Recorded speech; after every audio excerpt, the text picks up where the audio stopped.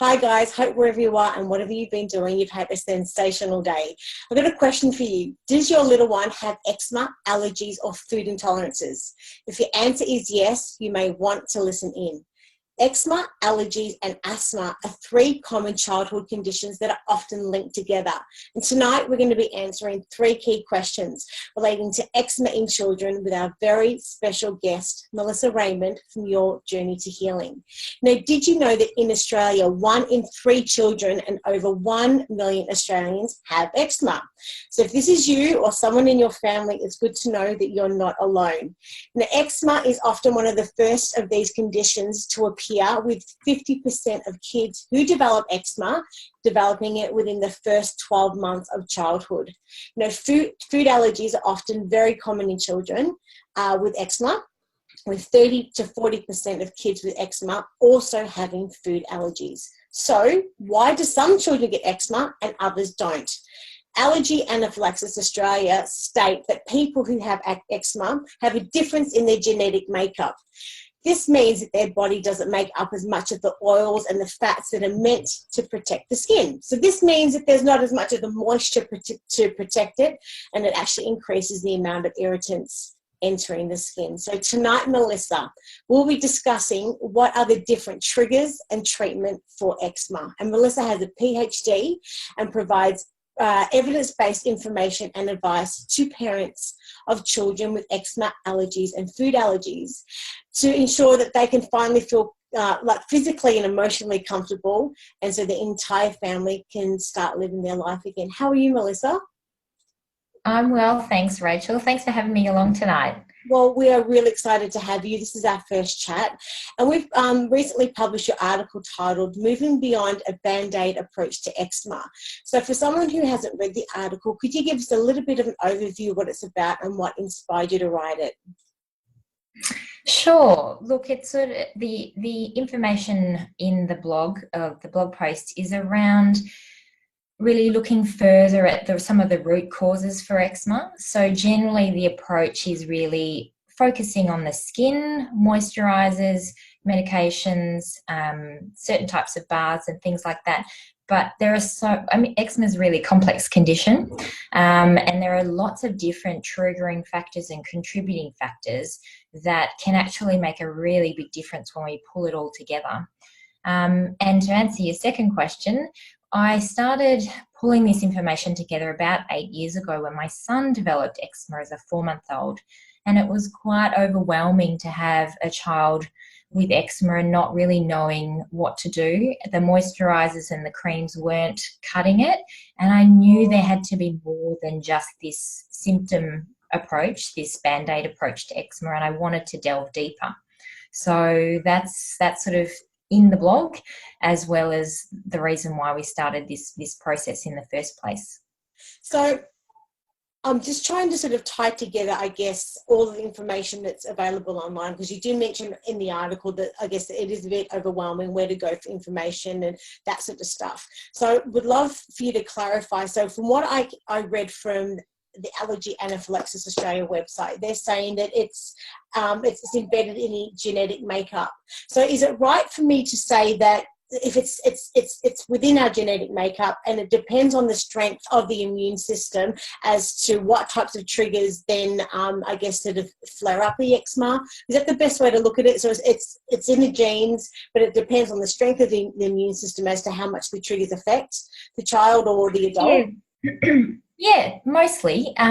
Certainly we're all born with our genes. It's something that we can't change. And many people with some of the genes that are associated with eczema do have eczema, and some people with the genes don't have eczema. And so there's a lot of information and science and new research out there currently in a field called epigenetics. And epigenetics is talking about the way that our genes are expressed. So you might have a gene that predisposes you to have high blood pressure or eczema or heart disease, but not everyone's going to have that condition. And the things that influence our genes, and maybe we knew this all along, but it's around stress and diet and lifestyle and exposure to environmental chemicals, as well as gut health as well. So there's lots of different things that influence our genes, and that's what I've brought together.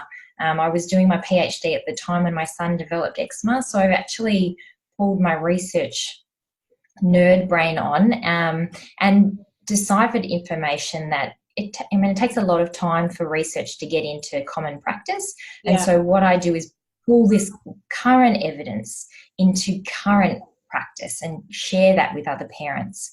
So I'm the research nerd so that other parents out there don't have to be. I love that. Say it again. Say it again.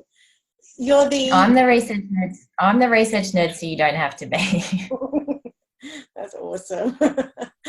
Well, look, let's get stuck into these 3 key questions so you can start deciphering some of all this research out there and make it start sense for us. So question number 1 was one of the most common approaches to eczema typically focuses on creams and just the skin. So are there other known triggers for eczema? Yeah, absolutely. One of the common triggers for eczema is around food. So there's a little bit, I will say that there's a little bit of conflict out there in the research field, but there is a lot of research to support food triggers flaring up eczema, and then the removal of food triggers helping to improve eczema. So food triggers are common, and they kind of come into different categories. So one is the food allergy. So you said before, 30 to 40% of kids with eczema have an allergy. So it's really important that if you suspect your child has a food allergy related to the eczema, that you go and get them referred to an allergist to have them tested for a food allergy. So that's like the protein in a food. So it might be the protein in milk, which is different from a food intolerance. Okay, so food intolerance also might be a trigger for eczema, and that might be more like the lactose in milk, for example. And then we come into other food chemicals which are naturally occurring in food. People may or may not have heard of these before. Histamines and salicylates can also be triggers in food, and they're common in most of the foods we eat, which is why it can be really hard to actually determine to work this out as a parent. And then another food that comes into the food umbrella is the food preservatives that are in so many of our foods these days that can actually affect gut health, which can affect eczema, but they in an indirect way can affect eczema as well. Wow. So there's lots. There's lots of things, and it can be quite complex and quite overwhelming to try and figure it out. But firstly, if you think your child has an allergy, then definitely get them tested before removing foods. It's really important that if you're suspecting something, that you get health professional advice before you start taking food out of the diet. Yeah. And what about environmental triggers, and how do you work with families, I guess, to minimize the environmental triggers at home?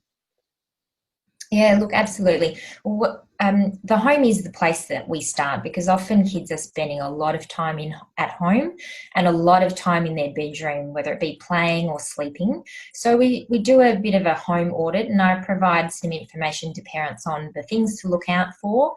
Common home triggers are the room sprays and the synthetic, wall plug-ins, which are really not good for overall health, but they can flare up eczema. What else? Dust mites are a pretty common environmental trigger, and it's something that we cannot remove from the home. So we look at the fun stuff like cleaning, vacuuming regularly, washing sheets and clothes in hot water, use of eucalyptus oil, which is evidence-based to kill dust mites as well. And then things, if it's really severe, then there is an extreme of then removing things like carpets and rugs and even soft toys, and then anything that would collect dust, to really try and minimize that dust exposure within the home. Wow. So there is lots, definitely. Yeah. There is, and look, it's all step by step. It's not we need to do everything at once because that can be quite overwhelming. It's just working your way through the different triggers, whether it be the food or the environmental or other, and then just, ticking it off, working on one thing at a time so it's not too overwhelming. Yeah, and just the fact of eliminating whatever the trigger is to work out, then is that the best way to approach it? Yeah, absolutely. And we so another trigger can be even the moisturizer that people are using on their child's skin. Wow. That's the first place that we started with our son when I looked at, there's a website called the Environmental Working Group, ewg.org. And 9 years ago, they did have a database called the Skin Deep database.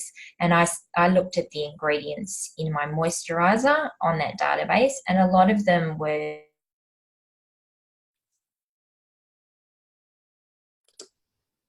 So we looked at the ingredients in the moisturizer that he was using that was specific for eczema, and some of those were actually known skin irritants, which I trusted what was on the shelf at the chemist, and that's what they had recommended. But his skin wasn't getting better with the moisturizers, so we actually changed that, because often kids with eczema have eczema all over their body, and if we're using moisturizer all over them, then some of that can get absorbed into the skin, and it can be a trigger itself. So that's probably the first place to look as well if people are looking for a starting point.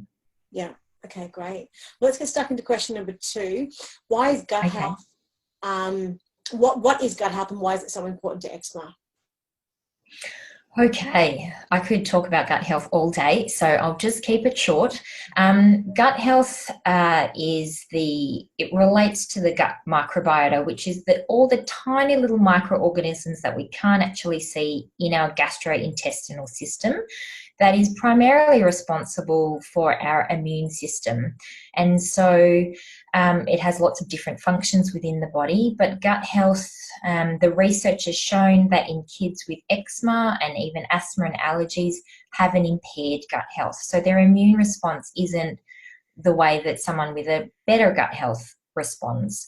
So that's why food triggers can sometimes be an issue if someone has impaired gut health. The tiny microorganisms, the little bacteria that are the good guys in our gut, actually protect our bodies from what's going on inside the gut.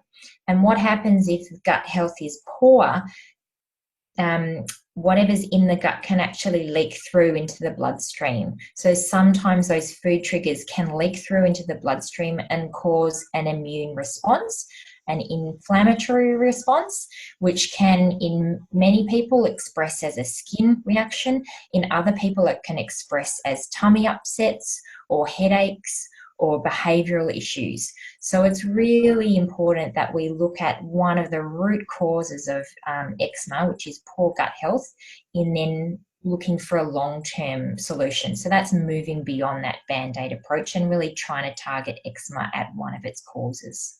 Yeah, we've got some really great articles. We've done some interviews on gut health as well, which we can sort of link to also. But that's absolutely, yeah. And so, as a question, if once the child has identified the child has eczema, and then you know what the triggers are, you then focus on strengthening the gut health in tandem with that at the same time. Is that the best way to look at it? Maybe. Yeah, absolutely. So we work on. Sorry, you just broke up there, Rach. Yeah, just so it doesn't flare up even more so. When we're looking at gut health? Yeah. So the triggers aren't overinflated like so much. So is that the best way to be able to control it? Yeah, look, it's looking at all the different pieces of the puzzle. So nothing works in isolation. If we only look at gut health and we don't look at the environmental triggers, then there's always going to be those triggers going on. So we could work on gut health all day, but unless we look at the environmental triggers, the skincare products, look at managing stress, and all those different pieces of the puzzle, they all interlink. So one thing on its own is not. It may make a difference, but working on on all of those pieces of the puzzle is really key to really moving beyond that skin-only approach. I think this is a perfect segue to our question number 3, because you just mentioned the environmental triggers. So question number 3 is, what are the common environmental triggers to look out with eczema? Yeah, look, we talked about dust mites before, but other things within the home, those plug-in room wall sprays. Yeah. So the synthetic room sprays that we're all told, we need to have our house smelling fresh and clean. They can be quite detrimental to our health as well, and can trigger or flare up eczema. Other things, research has shown that volatile organic compounds can actually dehydrate the skin of people with eczema more than other people. So volatile organic compounds, known as VOCs, they're in things like furniture, they're in soft toys, they're in mattresses, they're in new kitchen cupboards. Sometimes when you get a new piece of furniture, it has that chemical smell. Yeah. And it can be, in the glues that meld MDF together in what is commonly used for shelving. So those sorts of things can flare up eczema as well. So it doesn't mean that we need to live in a house without furniture, but often we need to off-gas them first. So that might mean that you might have a mattress in a separate room with the windows open for a period of time to let those vapors dissipate, because they're the highest concentration once they're made, and then they do dissipate with time. And even things like the handy houseplant, which I see you've got a gorgeous maidenhair fern behind you. Different houseplants can. I know, I cannot keep one of those alive. So I'm in awe. But houseplants actually can remove some of these, detox our home of volatile organic compounds. So that is another way of managing that within the home. Yeah, it's really interesting. I mean, and it really does sort of link back to your article, moving beyond a Band-Aid approach for eczema, because there is so much in our environment and our day-to-day through, as you've mentioned, through food and environments, and our day-to-day health, which can affect flare-up and sort of make anyone with eczema sort of suffer a little bit more than they should. So there's so much for us to be able to learn and take from this chat tonight, and you've given us some really great insights. So we're really, really grateful for it. If any family, mums and dads, carers, grandparents, friends, family, anyone watching this has got eczema and or children with eczema, they want to ask you some questions and find out more, where can they find you? I'm at yourjourneytohealing.net, and also on facebook.com, Your Journey to Healing with Melissa. And I also have a private Facebook community, which is such an amazing supportive community of like-minded people trying to move beyond that Band-Aid approach. So I'm often in there doing Facebook Lives just to doing Q&As. And I have an eczema program called the Eczema Roadmap, which guides parents with this information. It takes them through so they can save months and months searching for this information themselves, and they can just get onto, the step-by-step action plans in that too. Well, once again, thank you so much for your time tonight. We can't wait to catch up with you again soon. And thanks, Rachel. Thanks so much for having me. And give my love to the kids. Speak soon. I will do. Bye.